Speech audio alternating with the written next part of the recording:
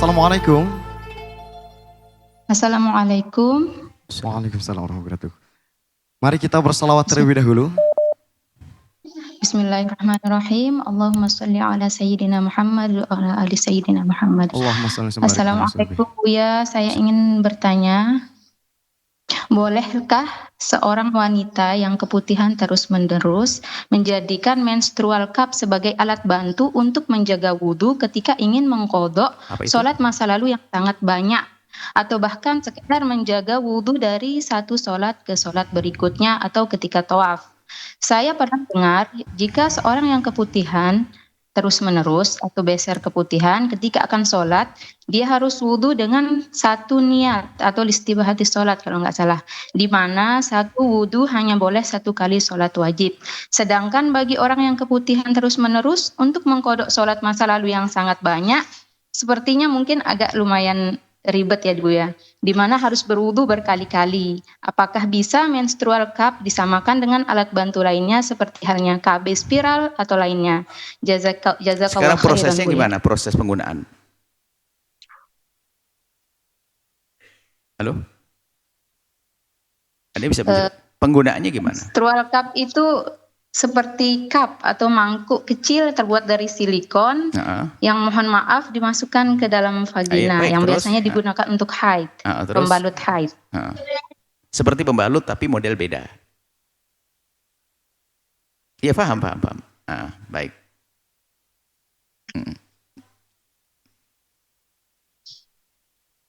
Yang untuk haid ini ada seperti itu?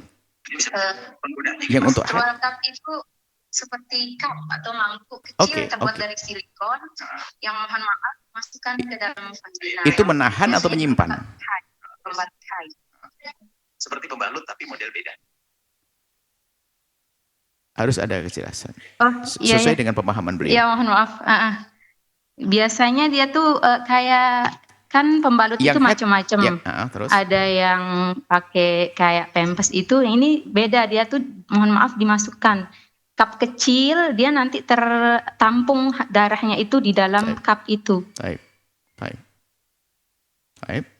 Bukan seperti pempas, dia seperti mangkuk kecil. Baik. Tapi dia kan mohon maaf tersimpan di mangkok tersebut kan? Di menstrual cup tersimpan di mangkoknya kan? Baik. Makanya, oke, jelas. Jika seorang wanita haid, ini haid dulu. Kemudian dia menyumbat dengan sumbatan apapun selagi aja di masa haid, itu bukan berarti tidak keluar darah.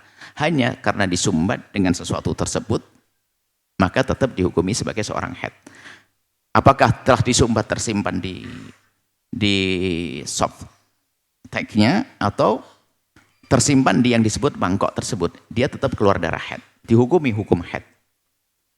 Nah, kecuali jika biarpun tidak dianjurkan, dia meminum sesuatu menjadikan berhenti darah haidnya, selagi berhenti dan sesuai dengan rumusnya, maka bisa saja tidak dianggap sebagai orang haid. Biarpun itu tidak dianjurkan, karena banyak obat-obat semacam itu justru malah merusak haid. Biasanya orang pengen umroh sempurna, akhirnya malah gara-gara itu pulangnya berantakan haidnya. Karena itu obat akan ada kimia, ada semacam, pasti ada mengganggu urusan kesehatannya. Adapun orang yang keputihan, mungkin kita bahas tentang keputihan itu sendiri, wahai ibu yang solehah. Keputihan itu ada 3. Keputihan itu adalah para ulama membahas tentang rutubat, bebasan, mohon maafin majelis mulia. Kalau keputihan itu ada, mohon maaf, ini majelis mulia. Wilayah kemaluan seorang wanita kita anggap wilayah. Ada wilayah depan, itu wilayah yang mohon maaf di saat suami istri berhubungan, wilayah yang bisa dijangkau oleh kemaluan seorang suami, itu wilayah. Kemudian ada wilayah di belakang itu, jadi ada 3 wilayah. Wilayah yang paling pertama ada bebasahannya, mohon maafin majelis mulia, jangan suka menjadikan majelis menjadi rendah. Kita gambarkan, wilayah perempuan itu paling depan adalah yang ada bebasahannya, tapi belum wilayah dalam. Seperti halnya mata basah. Sehingga kalau ada kain ditempelkan pasti basah. Itu yang tidak membatalkan puasa kalau ada sesuatu masuk ke wilayah tersebut. Ini wilayah paling depan. Itu juga kalau dibuka ada pebasahannya, mohon maaf. Kemudian wilayah yang kedua adalah yang dijangkau oleh kemaluan laki-laki sepanjang wilayah itu. Wilayah yang ketiga wilayah yang belakang. Nah, para ulama membahas bebasahan apakah bentuknya keputihan atau yang lainnya, lihat di. Kalau yang paling depan jelas itu suci. Di samping suci tidak membatalkan wudu. Suci dan tidak membatalkan wudu. Suci dan tidak membatalkan wudu. Adapun yang di tengah, yang kemudian kalau kita tanya ke dokter sumbernya, oh ini sumbernya karena wilayah tersebut kurang bersih, ada jamur dan sebagainya sehingga menjadikan itu. Kalau memang dari wilayah tengah ini ulama berbeda pendapat. Sebagian mengatakan suci, kita anggap saja suci, ya tidak usah pusing. Jadi kalau keputihan Anda keluar dari wilayah ini dianggap suci, tapi tetap batalkan wudhu karena keluar dari dalam. Ada keputihan biasanya karena penyakit orang tidak sehat dan sebagainya, itu keluar dari dalam, paling belakang. Karena tidak sehat, pengaruh kepada badannya sehingga menjadikan keputihan di dalamnya. Atau makanannya makanan jorok, makanan kotor, makanan gak sehat, menjadikan ini keluar. Kalau ini adalah di samping najis, mutlak tidak ada beda pendapat dan membatalkan wudu. Ini gambaran tentang bebasahan yang ada di, mohon maaf, kemaluan seorang wanita adalah seperti itu. Yang paling depan suci dan tidak membatalkan wudu. Yang tengah-tengah adalah berbeda ulama, kita ambil saja yang suci biar Anda tidak terlalu susah, para wanita. Yang paling belakang adalah najis. Nah, sepertinya Anda bicara tentang, bukan bicara tentang najisnya saja, Anda bicara tentang sholatnya. Kalau memang yang bagian yang tengah ini tidak keluar sampai ke depan, maka tidak akan dianggap membatalkan. Tidak ada dianggap membatalkan wudhu karena sudah keluar, tidak keluar. Ternyata dengan apapun, mungkin dengan posisi duduk, kalau berdiri keluar, kalau duduk enggak.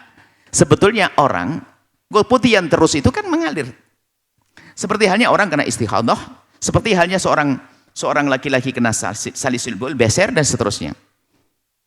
Beser dan seterusnya. Maka betul, caranya adalah dalam mazhab kita Imam Syafi'i radhiyallahu taala anhu adalah dengan cara disumbat sebelum wudu dibersihkan dulu, kemudian dikasih penutup apapun yang menahan agar tidak semakin kemana-mana. Kemudian setelah itu melakukan wudu, tidak boleh terlalu lama-lama, hendaknya bergegas melakukan sholat. Setelah melakukan sholat, kemudian setelah itu selesai. Nggak boleh melakukan sholat fardu 2, hanya 1. Itu dalam mazhab Imam Syafi'i.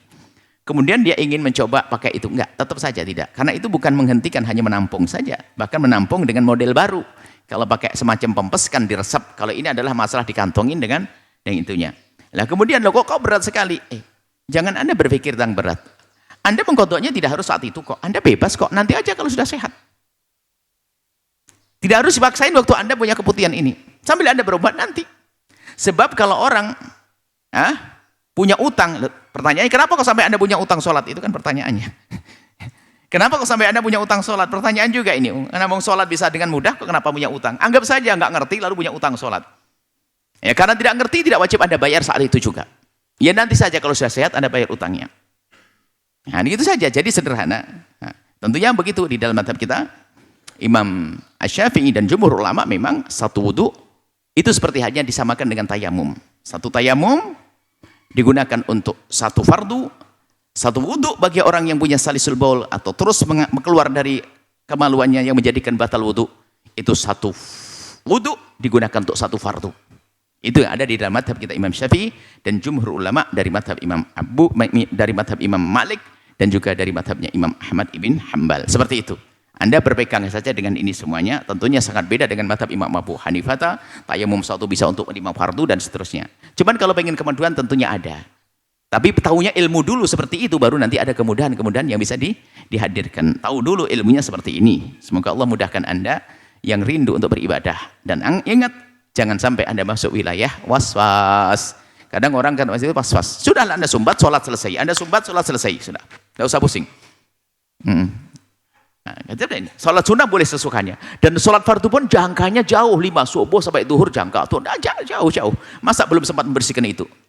Hidup Anda apa? Kan gitu ya? Kan waktunya masih jauh.